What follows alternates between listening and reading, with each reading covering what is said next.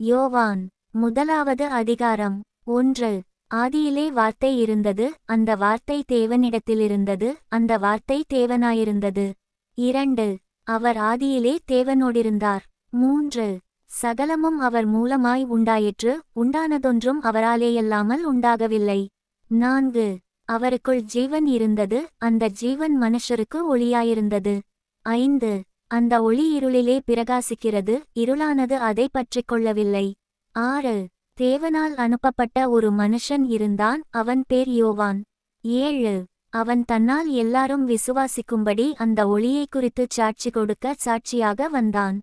8. அவன் அந்த ஒளியல்ல, அந்த ஒளியை குறித்து சாட்சி கொடுக்க வந்தவனாயிருந்தான். 9.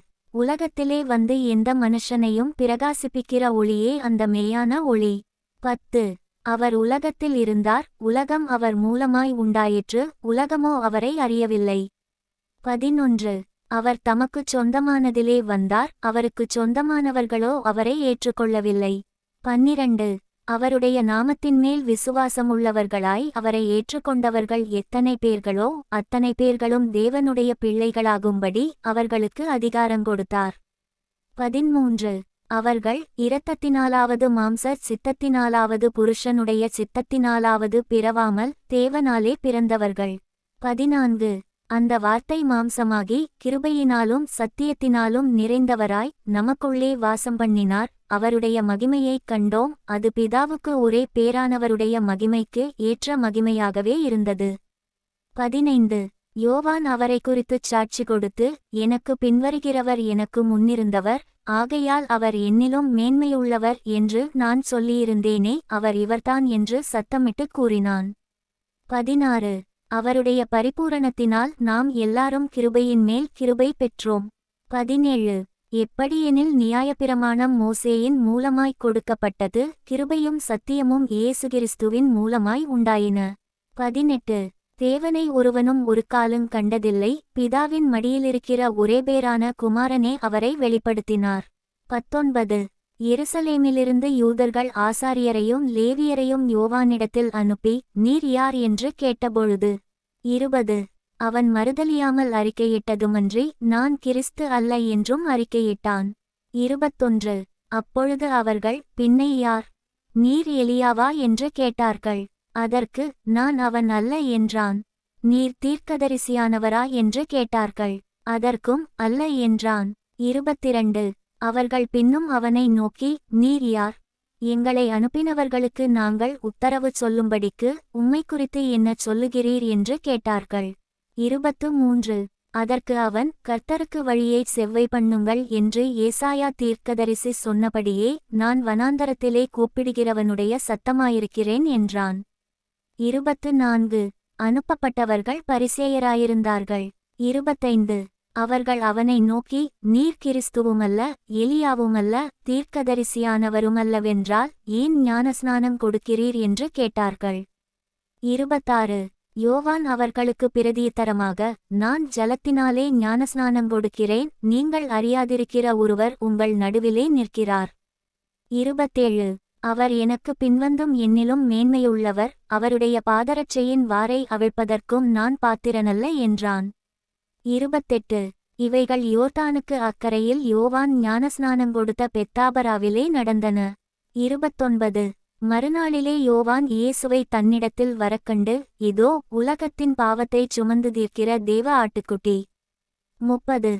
எனக்கு பின் ஒருவர் வருகிறார், அவர் எனக்கு முன்னிருந்தபடியால் என்னிலும் மேன்மையுள்ளவரென்று நான் சொன்னேனே, அவர் இவர்தான். 31. நானும் இவரை அறியாதிருந்தேன், இவர் இஸ்ரவேலுக்கு வெளிப்படும் பொருட்டாக நான் ஜலத்தினாலே ஞானஸ்நானம் கொடுக்க வந்தேன் என்றான்.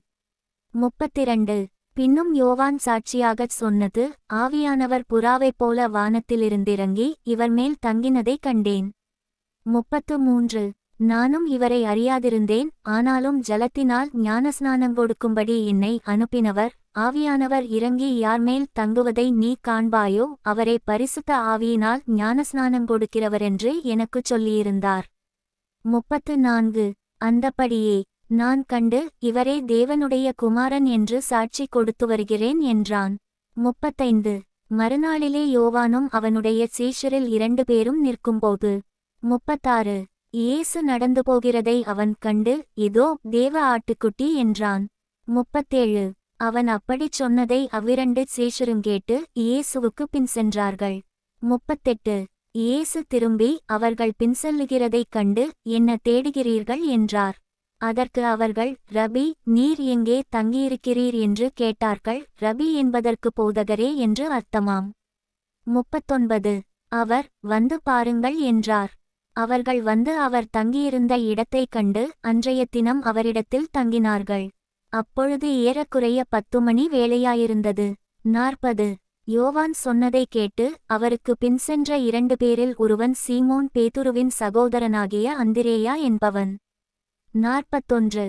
அவன் முதலாவது தன் சகோதரனாகிய சீமோனைக் கண்டு, மேசியாவைக் கண்டோம் என்று சொன்னான். மேசியா என்பதற்கு கிறிஸ்து என்று அர்த்தமாம். 42. பின்பு அவனை இயேசுவினிடத்தில் கூட்டிக் கொண்டு வந்தான். இயேசு அவனை பார்த்து, நீ யோனாவின் மகனாகிய சீமோன், நீ கேபா என்னப்படுவாய் என்றார். கேபா என்பதற்கு பேதுரு என்று அர்த்தமாம். 43. மறுநாளிலே இயேசு கலிலேயாவுக்கு போக மனதாயிருந்து பிலிப்புவைக் கண்டு, நீ எனக்கு பின் சென்று வா என்றார். 44. பிலிப்பென்பவன் அந்திரேயா பேதுரு என்பவர்களுடைய ஊராகிய பெத்சாயிதா பட்டணத்தான். 45. பிலிப்பு நாத்தான்வேலைக் கண்டு, நியாயப்பிரமாணத்திலே மோசேயும் தீர்க்கதரிசிகளும் எழுதியிருக்கிறவரைக் கண்டோம், அவர் யோசேப்பின் குமாரனும் நாசரேத்தூரானுமாகிய இயேசுவே என்றான். 46. அதற்கு நாத்தான்வேல், நாசரேத்திலிருந்து யாதொரு நன்மை உண்டாகக்கூடுமா என்றான். அதற்கு பிலிப்பு, வந்து பார் என்றான். 47. இயேசு நாத்தான்வேலை தம்மிடத்தில் வரக்கண்டு அவனை குறித்து, இதோ கபடற்ற உத்தம இஸ்ரவேலன் என்றார். 48. அதற்கு நாத்தான்வேல், நீர் என்னை எப்படி அறிவீர் என்றான். இயேசு அவனை நோக்கி, பிலிப்பு உன்னை அழைக்கிறதற்கு முன்னே நீ அத்திமரத்தின் கீழிருக்கும்போது உன்னைக் கண்டேன் என்றார். 49. அதற்கு நாத்தான்வேல், ரபி, நீர் தேவனுடைய குமாரன், நீர் இஸ்ரவேலின் ராஜா என்றான். 50. இயேசு அவனுக்கு பிரதியுத்தரமாக, அத்திமரத்தின் கீழே உன்னைக் கண்டேன் என்று நான் உனக்குச் சொன்னதினாலேயா விசுவாசிக்கிறாய், இதிலும் பெரிதானவைகளைக் காண்பாய் என்றார். 51. பின்னும் அவர் அவனை நோக்கி, வானம் திறந்திருக்கிறதையும் தேவதூதர்கள் மனுஷகுமாரனிடத்திலிருந்து ஏறுகிறதையும் இறங்குகிறதையும் நீங்கள் இதுமுதல் காண்பீர்கள் என்று மெய்யாகவே மெய்யாகவே உங்களுக்குச் சொல்லுகிறேன் என்றார். யோவான் 2வது அதிகாரம். 1. 3ஆம் நாளிலே கலிலேயாவிலுள்ள கானா ஊரிலே ஒரு கலியாணம் நடந்தது. இயேசுவின் தாயும் அங்கேயிருந்தாள். 2. இயேசுவும் அவருடைய சீஷரும் அந்த கலியாணத்துக்கு அழைக்கப்பட்டிருந்தார்கள். 3. திராட்சரசம் குறைவுபட்டபோது இயேசுவின் தாய் அவரை நோக்கி, அவர்களுக்கு திராட்சரசம் இல்லை என்றாள். 4. அதற்கு இயேசு, ஸ்திரீயே, எனக்கும் உனக்கும் என்ன, என் வேளை இன்னும் வரவில்லை என்றார். 5. அவருடைய தாய் வேலைக்காரரை நோக்கி, அவர் உங்களுக்கு என்ன சொல்லுகிறாரோ அதின்படி செய்யுங்கள் என்றாள். 6. யூதர்கள் தங்களைச் சுத்திகரிக்கும் முறைமையின்படியே ஒவ்வொன்று 2-3 குடம் தண்ணீர் கொள்ளத்தக்க 6 கற்சாடிகள் அங்கே வைத்திருந்தது. 7. இயேசு வேலைக்காரரை நோக்கி, ஜாடிகளிலே தண்ணீர் நிரப்புங்கள் என்றார். அவர்கள் அவைகளை நிறைய நிரப்பினார்கள். 8. அவர் அவர்களை நோக்கி, நீங்கள் இப்பொழுதும் உண்டு பந்தி விசாரிப்புக்காரனிடத்தில் கொண்டு போங்கள் என்றார். அவர்கள் கொண்டு போனார்கள். 9.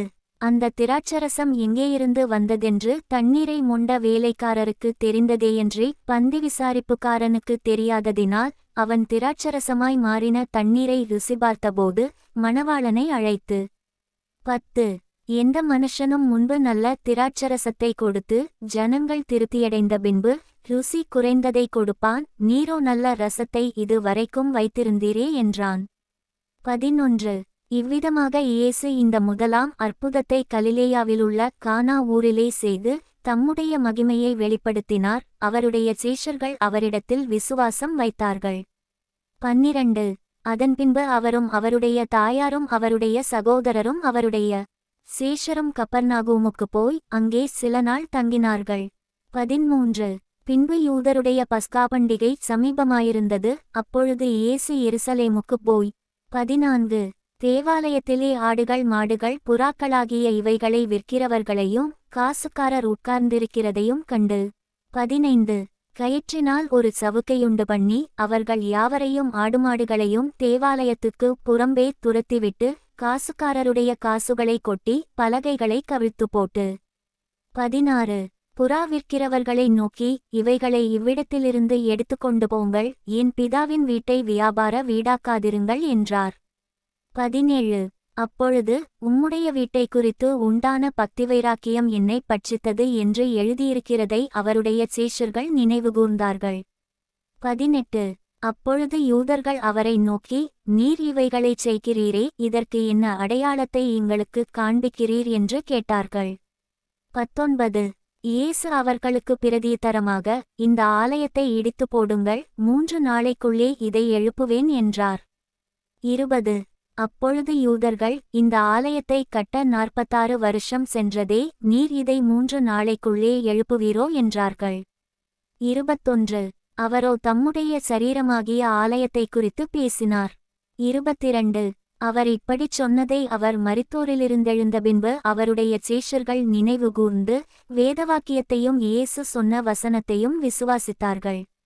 23 பஸ்கா பண்டிகையிலே அவர் எருசலேமிலிருக்கையில் அவர் செய்த அற்புதங்களை அநேகர் கண்டு அவருடைய நாமத்தில் விசுவாசம் வைத்தார்கள். 24 அப்படியிருந்தும் இயேசு எல்லாரையும் அறிந்திருந்தபடியால் அவர்களை நம்பி இணங்கவில்லை. 25 மனுஷருள்ளத்திலிருப்பதை அவர் அறிந்திருந்தபடியால் மனுஷரை குறித்து ஒருவரும் அவருக்குச் சாட்சி கொடுக்க வேண்டியதாயிருக்கவில்லை.